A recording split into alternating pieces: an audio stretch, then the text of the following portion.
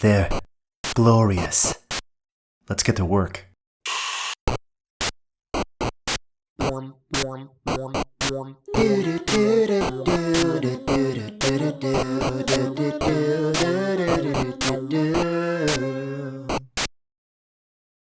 A big welcoming woof to you fine folks. Time for another episode of Led by Pixels. You ask the questions, we deliver a sketchy response. How you guys doing? You alright? You eating okay? You need some money? Well, you're not the only ones. Seems like a few interesting development teams need a little leg up these days too. What's that, assistant bot? You smell a segue. Why, I don't know what you're talking about. Today, Twitter's at Polypens has a question for us. How do you feel about projects like Yooka-Laylee, Mighty No. 9, and the re-emergence of platformers? Well, I suppose I've got something to say about that. Drawing stick of dexterity, awaken!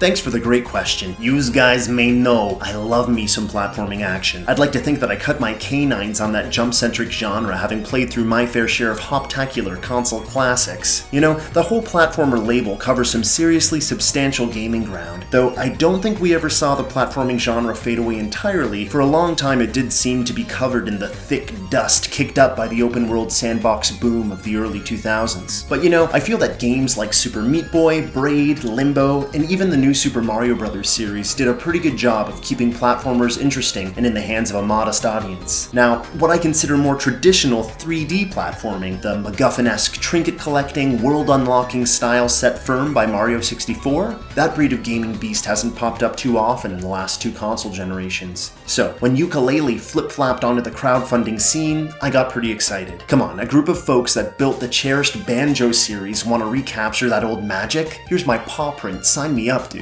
Of course, the 2.5D Mighty No. 9 has got me pretty pumped too. I'm a Mega Man dog. If Keiji Inafune, the wonderful talent behind many of the best Mega Man titles, wants to make a spiritual successor to our favorite ability-shifting robot, I'm there too. We seem to be witnessing the resurgence of several series via a Western crowdfunding movement. Yes, like everyone else, I was hit with splashes of nostalgia and excitement when Shenmue 3 and Bloodstained were announced too. But after I gingerly dislodged my wallet from the shattered remains of my monitor, I asked myself, well wait, why do all these titles even need to be crowdfunded? Surely all the enthusiasm that these sequels and pseudo-sequels muster up means something to the owner of those ancestral IP, right? Well, let's take a look at Banjo-Kazooie and Mega Man specifically. Despite the Bird, Bear, and Blue Bomber's well-remembered pasts, you probably noticed that their publishers have been poking hesitantly at the franchises for a while now. Why could that be? Well, the first Banjo-Kazooie title did well, selling nearly 4 million copies globally and becoming one of the best-selling original IP on the Nintendo 64. Unfortunately, its fantastic sequel and the nuts and bolts spin-off romp saw sales nearly cut in half with each release. And then there's Mega Man. I always thought it was a stable, well-selling franchise. I mean, hey, close to 30 million games sold globally. That's really good, right?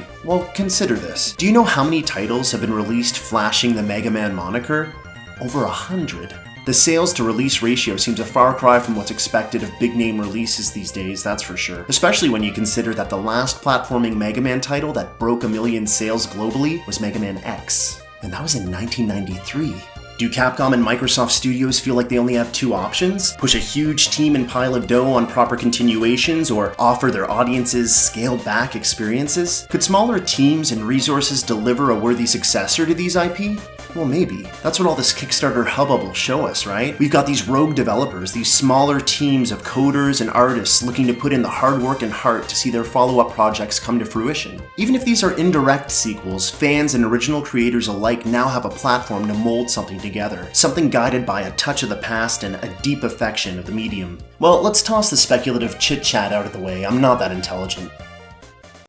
Now, what we've got in front of us are two familiar feeling but new franchises, Mighty No. 9 and Yooka-Laylee. Am I excited? Of course I am. I love games. Tell me a game's coming out and that the people behind it are passionate about making engaging, worthwhile experiences. I'm all for it. 100%, dude. Mighty No. 9 developer Concept is doing some cool things, building up their new IP along with their fan community input. The overall cartoony design has been kind of divisive, but I think it looks pretty nice. The integrated combo system looks interesting, and in classic Blue Bomber fashion, there seems to be some cool looking powers for Beck, our new protagonist, protagonist. On the 3D platforming side of things, we haven't seen a whole lot of what Yooka-Laylee will be. The world and the few characters that we've seen are impressively brought to life with that classic animated banjo bounciness. What we've heard of the Kirkopian soundtrack is spot on too, and from what little writing we've been able to see, it looks like the humor of the classic banjos is still intact.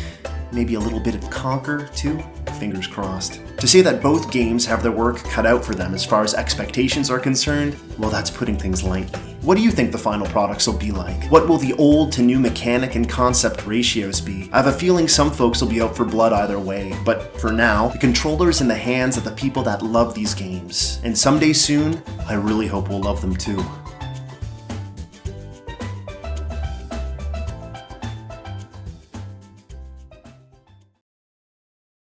Thanks for the question. Assistant bot, you know what to do. Mail out that sketch. Do you have a gaming topic or genre you want me to etch my way through? Well, send your suggestions to @itsassistantbot. He handles these things. Buy the DLC and he'll do it in a funny little hat. General funniness subject to change. Certain limitations apply. Smiles not guaranteed. Frame rates capped on PC. If erection lasts longer than 4 hours, point at it, sing Village People's Macho Macho Man, and flail any limber appendage.